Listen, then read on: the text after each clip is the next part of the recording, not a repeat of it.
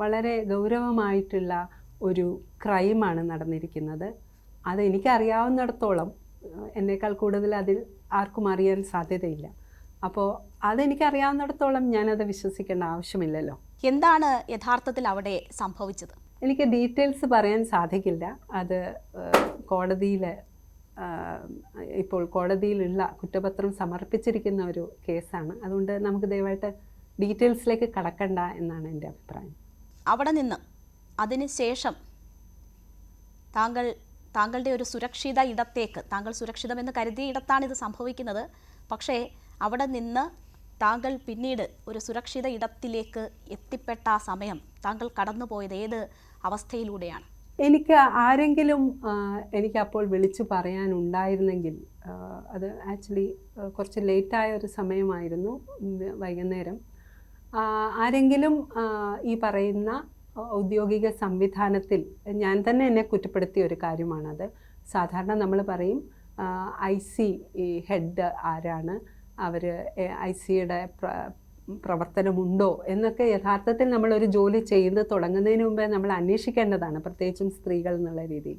ഞാൻ അതിനെ അത്ര ശ്രദ്ധയോടെ കണ്ടില്ല. കാരണം ഞാൻ ചലച്ചിത്ര അക്കാദമിയെ വളരെ കാലമായിട്ട് അവരോടൊപ്പം പ്രവർത്തിച്ചു കൊണ്ടിരിക്കുന്ന ഒരാളാണ്. പലതരം കാര്യങ്ങൾക്കായിട്ട് ഞാൻ അവിടുത്തെ ഏറെ ഉദ്യോഗസ്ഥരുമായിട്ട് നല്ല പരിചയമുള്ള ആളാണ്. അപ്പോൾ ഇങ്ങനത്തെ ഒരു കാര്യം നമ്മൾ പ്രതീക്ഷിക്കുന്നില്ല. പക്ഷേ അതിനുശേഷം എൻ്റെ സഹപ്രവർത്തകരായിട്ട് WCC എന്നുള്ള എൻ്റെ സഹപ്രവർത്തകരും പറയുകയുണ്ടായി, യഥാർത്ഥത്തിൽ നമ്മളൊരു ജോലി ചെയ്ത് തുടങ്ങുന്നതിന് മുമ്പ് ഇത് വളരെ കൃത്യമായി അറിയേണ്ട ആവശ്യമുണ്ട്. ആരൊക്കെ തന്നെ നമ്മുടെ പരിചയക്കാരായാലും നമ്മളിത് അറിയേണ്ട ആവശ്യമുണ്ട് എന്നുള്ളത് എനിക്ക് അവിടെ ഫീൽ ചെയ്തു അതിന് ശേഷം. അപ്പോൾ എനിക്ക് അന്നേരം ആരെങ്കിലും ഉണ്ടായിരുന്നെങ്കിൽ തീർച്ചയായിട്ടും ഞാൻ അവരോട് പറഞ്ഞേനെ, എൻ്റെ കുറേ അധികം സ്ട്രെസ്സ് മാറിക്കിട്ടിയേനെ. പക്ഷേ പിറ്റേ ദിവസം ഞാൻ യാത്ര ചെയ്ത് തിരിച്ച് എൻ്റെ വീട്ടിൽ വന്നതിന് ശേഷം എൻ്റെ മകളോടാണ് ഞാൻ ആദ്യമായിട്ട് ഇത് പറയുന്നത്. അപ്പോഴേക്കും ഞാൻ ഒരു തരത്തിൽ പറഞ്ഞാൽ വളരെ സ്ട്രെസ്ഡ് ആയിരുന്നു.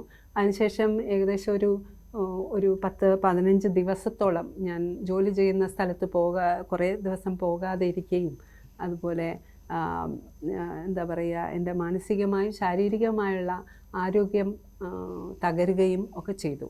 അപ്പോൾ യഥാർത്ഥത്തിൽ എന്നെപ്പോലെയുള്ള ഒരാൾക്ക് പോലും ഇത് മുന്നമേ കാണാനോ എൻ്റെ സെക്യൂരിറ്റി ഞാൻ തന്നെ ഉറപ്പാക്കാനോ സാധിച്ചില്ല എന്നുള്ളത് എനിക്ക് എന്നോട് തന്നെയുള്ള ഒരു കുറ്റബോധമാണ്.